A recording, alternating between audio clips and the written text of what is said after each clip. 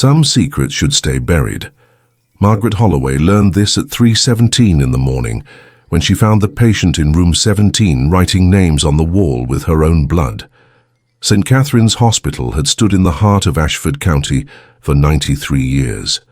Its pale grey walls had witnessed thousands of births, deaths, recoveries and farewells. But what Margaret discovered that October night would make her question everything she thought she knew about healing, about mercy, and about what lingers in places where so many have suffered. Margaret had been a nurse for 12 years. She had seen patients flatline and come back. She had held the hands of the dying. She had cleaned wounds that would make most people faint. Nothing shocked her anymore, or so she believed. The night shift in the intensive care unit was her domain.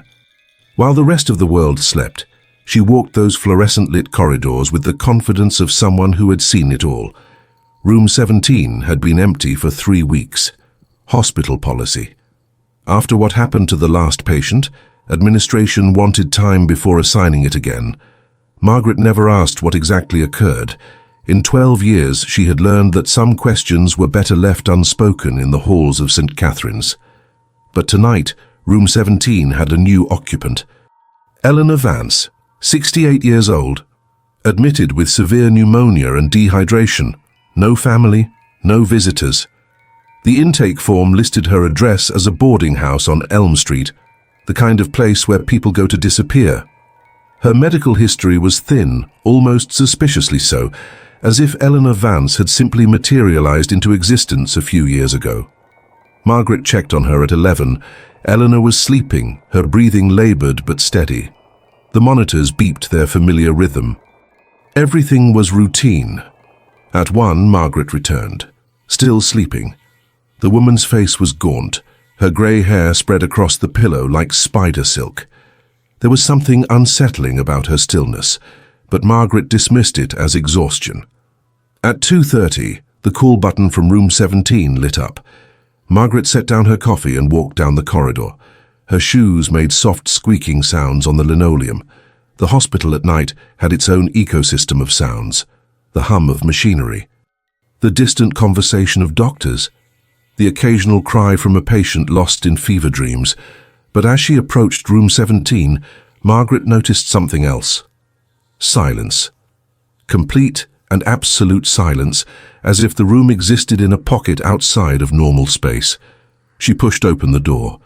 Eleanor Vance was sitting upright in bed, her back pressed against the headboard, her eyes fixed on the wall. Her right hand was raised, index finger extended. And on the wall, written in what Margaret's trained eye immediately recognized as blood, were names. Sarah Whitmore, David Chen, Father Marcus Doyle, Judith Brennan, Thomas Webb. 17 names in total, written in shaky but deliberate letters. Margaret's breath caught in her throat. Her training kicked in. She moved toward Eleanor, checking for injuries, for any sign of where the blood had come from. But Eleanor's hands were clean. Her arms showed no cuts. The IV line was intact. There was no wound anywhere on her body. Yet the names on the wall glistened wet and fresh. "Eleanor," Margaret said, her voice steady despite the cold fear crawling up her spine. "Where did the blood come from?" The old woman turned her head slowly. Her eyes were completely lucid, sharp with an intelligence that contradicted her frail body. She looked at Margaret with something that might have been pity. "They told me you would be working tonight," Eleanor whispered. "They said you needed to know. Before it happens again." Margaret felt the floor tilt beneath her feet. "Before what happens again?" Eleanor's cracked lips curved into something that was not quite a smile. The same thing that happened to them. She gestured weakly toward the names on the wall. They all worked here, every single one. And they all died in this room. Margaret wanted to run, wanted to call security, call the doctor, call anyone. But her feet remained rooted to the floor. Because somewhere deep in her mind, in that place where we store the things we refuse to acknowledge, she recognized those names. She had heard them whispered in break rooms, seen them on old memorial plaques in the hospital lobby. "Stay with me tonight," Eleanor said, her voice growing weaker. "Stay, and I will show you what St. Catherine's has been hiding for 93 years. What lives in the walls, what feeds on our pain. What is coming for you next? The monitors began to beep erratically. Eleanor's breathing became shallow, and Margaret, despite every instinct screaming at her to leave, stepped closer to the bed. Because she had to know. After 12 years of walking these halls, after 12 years of ignoring the cold spots and the shadows that moved wrong, and the rooms that patients begged to be moved from, she had to finally know the truth. The overhead lights flickered once, twice, then went out completely, leaving only the green glow of the monitors. And in that sickly light, Margaret saw Eleanor's eyes roll back, her mouth open, and heard a voice that was not the old woman's voice at all, something ancient and hungry say, "Welcome to room 17, Margaret. We have been waiting for you." The lights came back on 3 seconds later, but those 3 seconds felt like an eternity to Margaret. When the fluorescent bulbs buzzed back to life, Eleanor was unconscious again, her vital signs stabilizing, her face peaceful as if nothing had happened. Margaret stood frozen, her hand trembling as she reached for the call button to summon help. Then she stopped, because admitting what she had just witnessed meant admitting that something impossible had occurred, and impossible things did not exist in Margaret Holloway's carefully constructed world. She checked Eleanor's vitals manually. Pulse steady, blood pressure normal, oxygen saturation acceptable. The woman was simply sleeping. Margaret turned to examine the wall, her medical training warring with the primal fear coursing through her veins. The names were still there, dark, rust-colored letters against institutional white paint. She touched one with a gloved finger. It smeared, fresh, real, not a hallucination. Margaret left the room and walked quickly to the nurse's station. Her colleague, young Danny Chen, was reviewing charts, earbuds in, oblivious. She wanted to tell him, wanted to grab his shoulders and demand he look at room 17, validate what she had seen, but the words died in her throat. Because what would she say? That a patient had written names in blood that came from nowhere, that an old woman had spoken in a voice that seemed to emanate from the walls themselves. Instead, she logged into the hospital database and searched for the names. Sarah Whitmore appeared first. Nurse, died 1998. The record listed cardiac arrest but included a note. Occurred in patient room during night shift. No further details. Margaret's hands moved faster, pulling up the others. David Chen, orderly. 2003. Found unresponsive in patient room. Father Marcus Doyle, hospital chaplain. 2007. Stroke, discovered in patient room while administering last rites. The pattern continued. Judith Brennan. Thomas Webb, all hospital staff. All died in the same location. All died in room 17. Margaret's coffee had gone cold. The clock showed 3:45. Her shift would end at 7, but she knew she would not be leaving. Not until she understood what Eleanor Vance knew. Not until she understood why her own name might be next on that wall. She pulled the oldest records she could access, going back to the hospital's founding in 1932. St. Catherine's had been built on the site of an old tuberculosis sanatorium, which itself had been constructed on land donated by a wealthy family named Ashford. The Ashfords had made their fortune in textiles, but local historians whispered about other sources of their wealth, less savory sources. There was a photograph in the archive, the original sanatorium, 1897, a grim Victorian structure with barred windows. The caption mentioned it had burned down in 1930, killing everyone inside. 73 patients and staff. The fire had started in the isolation ward, room 17. Margaret felt the corridor grow colder. She looked up from the screen.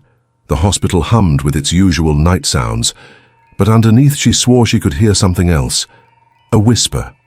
Multiple whispers, like dozens of voices speaking just below the threshold of hearing.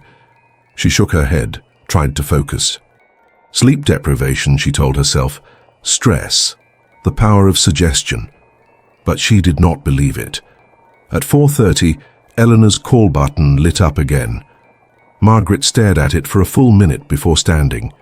Danny had gone to check on a patient in another wing. She was alone at the station.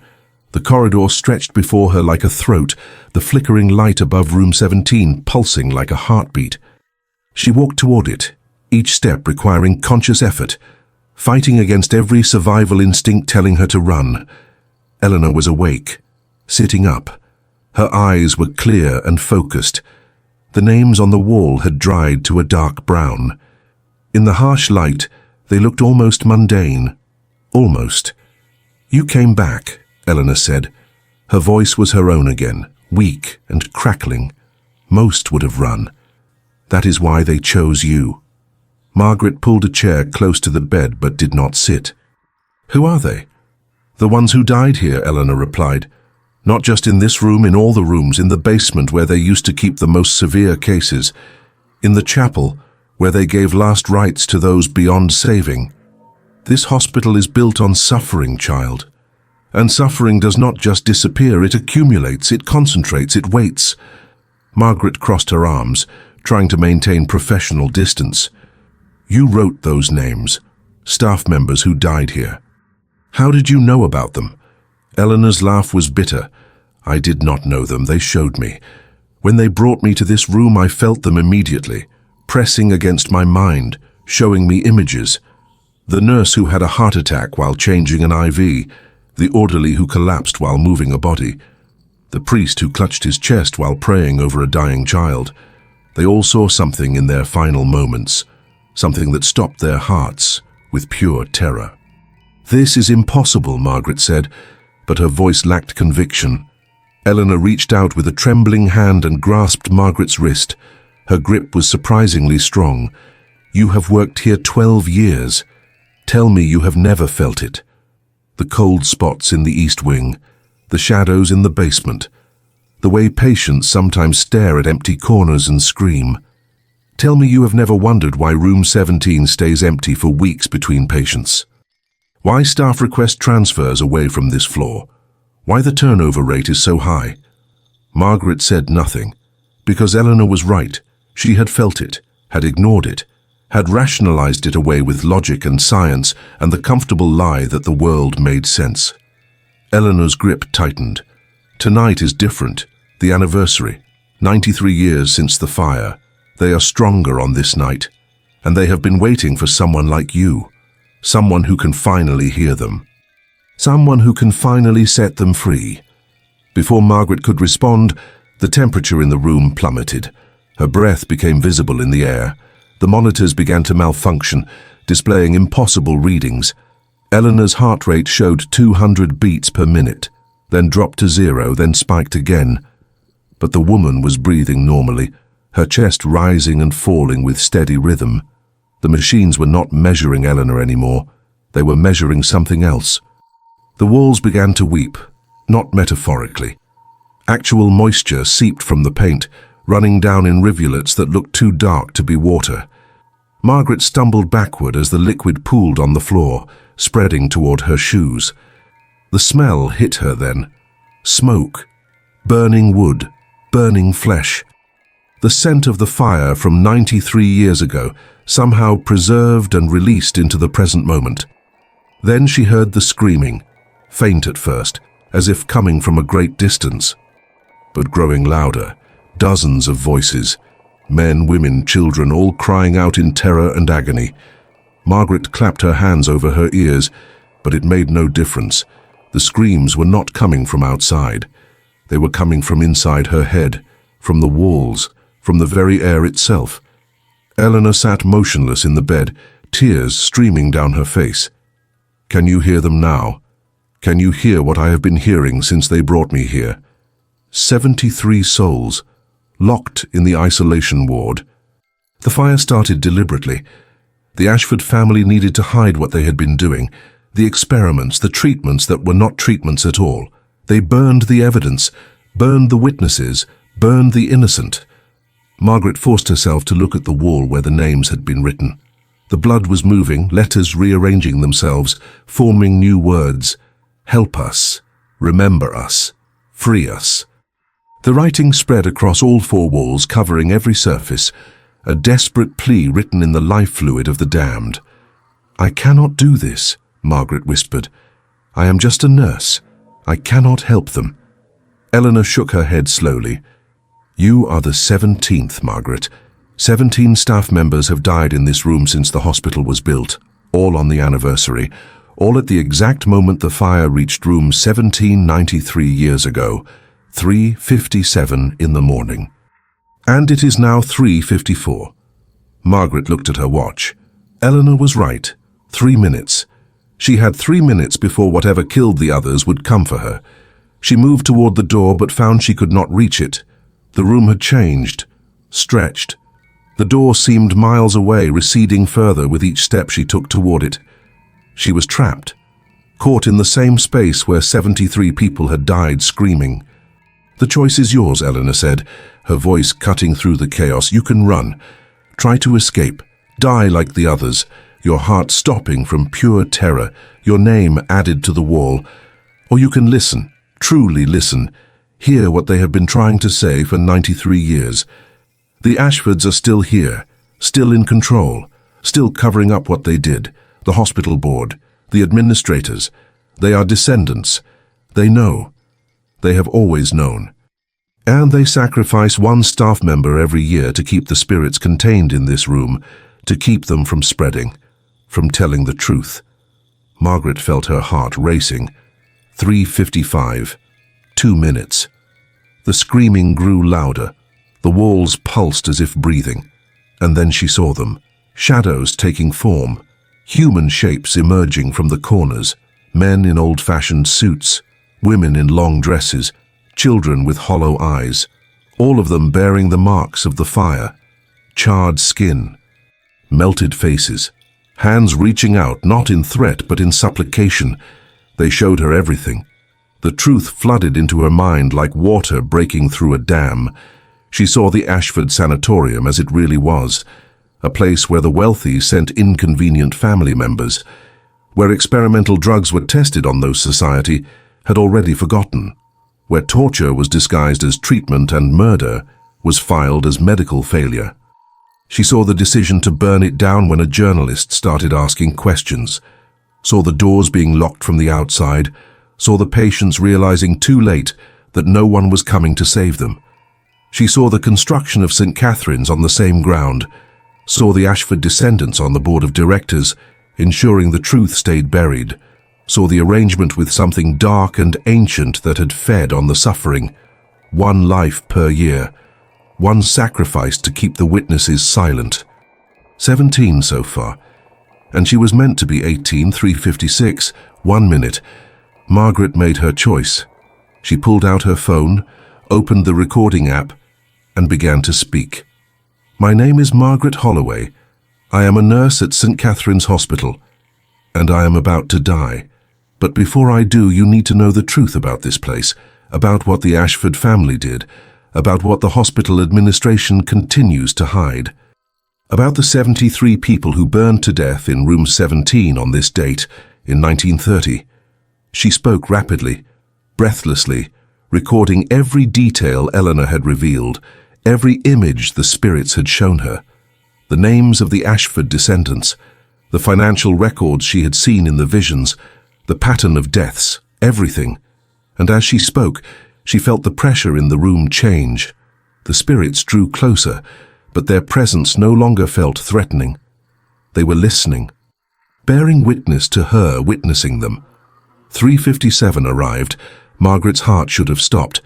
The 17 before her had all died at this exact moment. She waited for the crushing pain, the darkness, the end. But nothing happened. Her heart continued beating. Her lungs continued drawing breath. The spirits surrounding her began to fade, their expressions shifting from desperation to something that looked almost like peace. And then Eleanor started laughing. It was not the weak, trembling laugh of a sick old woman. It was strong, clear, and utterly devoid of warmth. Margaret turned to see Eleanor sitting upright, all traces of illness gone from her face. The IV had been removed. The monitoring equipment had been switched off. and Eleanor's eyes held a calculating intelligence that made Margaret's blood run cold for an entirely different reason. "You actually believed it," Eleanor said, swinging her legs over the side of the bed with ease. "The tragic fire, the innocent victims, the evil Ashford family. My dear, you believed every single word." Margaret's phone slipped from her hand. "What?" Eleanor stood, stretching like someone waking from a long nap rather than someone supposedly dying from pneumonia. "There was no fire in 1930, Margaret. The Ashford Sanatorium closed peacefully in 1928 and was demolished. St. Catherine's was built on empty land. Those 17 staff members, they died of perfectly natural causes over the span of decades, in different rooms on different dates. I simply chose names from the hospital memorial wall and wrote them on that wall to create a pattern that did not exist. But I saw them," Margaret whispered. "The spirits, the visions, the fire." Eleanor walked to the wall and wiped away the blood with a cloth she produced from her pocket. It came off easily, revealing the word washable faintly printed on the wall where it had been hidden under the red liquid. "Stage blood, dear, mixed with a bit of my own for authenticity. The pharmaceutical grade kind. As for what you saw," she held up a small device that looked like an air freshener, aerosolized compounds, mild hallucinogens mixed with suggestion and fear. "You have been breathing them since you entered this room. Combined with infrasound generators hidden in the walls that create feelings of dread and the power of a compelling narrative, the human mind fills in the rest." Margaret felt reality shifting beneath her feet. This was somehow worse than the supernatural horror she thought she had been experiencing. The hospital records, all real, but I cherry-picked them, pulled names of staff who died here over 90 years and presented them as if they all died in this room on the same date. You never verified the actual dates or locations because you wanted to believe. Because deep down, you knew something was wrong with this hospital, and I gave you a story that explained all those little moments of unease you have been ignoring for 12 years. "Why?" Margaret's voice cracked. "Why would you do this?" Eleanor's expression hardened. "Because something is deeply wrong with St. Catherine's. Not ghosts, not curses. Something far more real and far more evil. I am an investigative journalist, Margaret. I have been tracking a pattern of medical malpractice, insurance fraud, and patient deaths at this hospital for 3 years. The administration is corrupt. They are deliberately understaffing floors, cutting corners on sterilization, falsifying medical records, and letting patients die to increase bed turnover and insurance payouts. 73 patients have died in the past year alone from preventable causes. Not in fires, in neglect." Margaret shook her head, trying to clear the fog. Her training reasserted itself. She thought about the shortcuts she had seen, the times she had been told not to report concerning symptoms because it would require expensive tests, the patients who deteriorated faster than they should have, the families who were rushed through grief and out the door before they could ask too many questions. "Oh God." Eleanor nodded. "Now you are seeing it. I needed someone on the inside to understand, to pay attention, to be willing to look at what was really happening. So I got myself admitted, created a supernatural crisis to break through your defenses, and forced you to see that this hospital is built on suffering. Real, ongoing, preventable suffering. Not from ghosts, from human greed." "You recorded your confession," Eleanor continued, gesturing to Margaret's phone on the floor. "You spoke about the Ashford family conspiracy. Obviously that recording is useless. But now you are awake. Now you are asking questions. Now you will start noticing the real patterns. The patients who die on your watch not because of mysterious curses, but because they did not receive proper care. Because corners were cut. Because profit mattered more than human life." Margaret felt anger replacing confusion. "You manipulated me, drugged me, made me think I was going to die." Eleanor did not flinch. "Yes, I did. Because I spent 3 years trying to expose this through proper channels. I filed reports with medical boards. I contacted journalists. I gathered evidence. And it all disappeared. The Ashford family does not run this hospital through dark magic, Margaret. They run it through money and connections and a very efficient legal team. So I tried something different. I found the one person who had worked here long enough to have seen the cracks, but who still cared enough to want to fix them. You. The door opened. Danny Chen stood there, his expression unreadable. "Margaret," he said quietly, "we need to talk. I got your message. The real one. The one you sent before entering this room." Margaret stared at him. "I did not send you any message." Danny held up his phone. "Yes, you did. 30 minutes ago. Telling me to check the medication logs for room 17 for the past 6 months. Telling me to pull the autopsy reports for recent patient deaths. Telling me you suspected something was very wrong. Eleanor sent it from your phone while you were reviewing those historical records at the nurse station. She has been planning this for weeks." Eleanor reached into her hospital gown and pulled out a small recording device. "And I have been recording everything for 3 months. Every conversation between administrators, every order to reduce staffing, every directive to use expired medications, every decision to discharge patients early despite medical concerns. I have financial records showing where the money goes, offshore accounts, bonuses tied to reduced care costs. I have everything needed to bring this system down, but I needed witnesses, medical professionals who could testify that they saw the impact firsthand." Danny stepped into the room fully. "I started checking after your message. Margaret, in the past 6 months, room 17 has had 12 patients. 11 died. The 12th was transferred before anyone could track the outcome. The mortality rate in this single room is 800% above the hospital average, not because of ghosts, because it is used as a dumping ground for patients the administration has already written off. Patients without families to ask questions. Patients with complex needs that cost too much to treat properly. They put them in this room, provide minimal care, and wait." Margaret sank into the chair she had refused to sit in earlier. The room suddenly felt suffocating in a completely different way. All those times I asked for additional support for patients in this room. All those times I was told resources were allocated elsewhere. They were killing them. Deliberately. Eleanor's voice softened slightly. Not murder in the legal sense. Negligent homicide. Criminal indifference to human suffering. They let people die who could have been saved because saving them was expensive. And they have been doing it for years.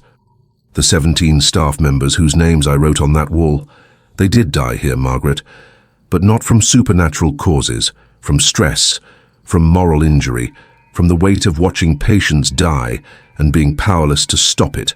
Heart attacks, strokes. One took their own life. The system killed them just as surely as it killed the patients. Margaret looked at her hands. 12 years. How many people had died on her watch because she had not questioned? Because she had trusted the system? Because she had rationalized the bad feelings as superstition rather than recognizing them as her conscience screaming that something was profoundly wrong? Danny knelt beside her chair. "This is not your fault. They built this system to make us complicit while keeping us blind. Overworked staff do not have time to investigate. Exhausted nurses do not have energy to fight. They counted on us being too tired, too scared of losing our jobs, too willing to believe that we were imagining things." Eleanor moved to the window, looking out at the pre-dawn darkness. "I lost my sister in a hospital like this 5 years ago. She went in for a routine procedure, died from an infection that should have been prevented with basic hygiene protocols. But the hospital had cut environmental services staff to save money. When I investigated, I found a pattern. Hospitals across the country making the same choices, profits over people, and no one was stopping them because the crimes were hidden in medical jargon and complex billing systems, and the suffering was dispersed across thousands of individual tragedies that no one connected. So you created a ghost story, Margaret said, understanding finally dawning. You gave me something I could fight, something with a clear villain and innocent victims. You made me feel what I should have been feeling about the real horror all along." Eleanor turned back to face her. "Fear is a powerful tool, Margaret. I made you afraid of the supernatural so you would finally see the natural evil you had been living with. I am not proud of the manipulation, but I am running out of time and options. My investigation will be published in 72 hours, multiple news outlets, everything documented. But when it breaks, the hospital will go into crisis mode. They will destroy evidence, intimidate staff, settle lawsuits quietly, unless we have people on the inside willing to stand up, willing to testify, willing to say that yes, they saw it happening and yes, they were prevented from stopping it. Margaret stood slowly. Her legs felt weak, but her mind was crystallizing into focus. What do you need from me? Everything you remember, every patient death that seemed wrong, every time you were told to do less than the standard of care, every meeting where cost was prioritized over outcomes. I need you to write it down, date it, sign it, and I need you to be willing to stand in front of cameras and regulatory boards and say it out loud. Danny stood as well. I am in. I have been here 3 years and I have seen enough. If we are doing this, we do it together. Margaret thought about the patients she had failed, not through lack of skill or compassion, but through complicity with a system designed to fail them. She thought about the next nurse who would work in room 17, the next vulnerable patient who would be placed here to die quietly and conveniently. She thought about Eleanor's sister and the thousands like her who trusted the healthcare system and were betrayed by it. The first light of dawn was breaking through the window. Margaret's shift was ending, but her real work was just beginning. She picked up her phone from the floor, opened a new document, and began typing. At the top she wrote, "Statement of Margaret Holloway, RN, regarding systemic negligence and patient deaths at St. Catherine's Hospital." Eleanor watched her with an expression that might have been respect. The real ghosts are not in these walls, Margaret. They are in the spreadsheets, in the policy decisions, in the hearts of people who chose money over mercy. And unlike